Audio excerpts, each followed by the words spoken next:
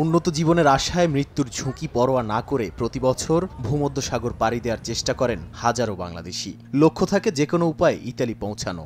অনিশ্চিত সাগর যাত্রায় উত্তাল ঢেউয়ে নৌকা উল্টে কিংবা দীর্ঘদিন খাবার পানি না পেয়ে অনেকেই প্রাণ হারান। সেই ঝুঁকির সঙ্গে এবার যুক্ত হয়েছে নতুন আতঙ্ক। অভিযোগ উঠেছে অভিবাসন প্রত্যাশীদের উদ্ধারকারী জাহাজে গুলি চালিয়ে শরণার্থীদের সমুদ্রে ফেলে দিয়েছে লিবিয়ান কোস্টগার্ড। সম্প্রতি ইতালির একটি দৈনিকে প্রকাশিত প্রতিবেদনে বলা হয়, লিবিয়ান কোস্টগার্ড শরণার্থীদের সমুদ্রে ফেলে দিয়েছে। মেডিটেরেনিয়াস সেভিং হিউম্যান নামের এনজিও জানিয়েছে, গত আগস্টেও একইভাবে হামলার ঘটনা ঘটে। এমনকি উদ্ধারকারী জাহাজেও গুলি চালানো হয়। উদ্ধারকারীদের দাবি, শরণার্থীদের অন্তত 4 জন গুলিতে নিহত হয়েছেন। এসব ঘটনায় আন্তর্জাতিক আদালতে অভিযোগ দাখিল করেছে মানবাধিকার সংগঠনগুলো।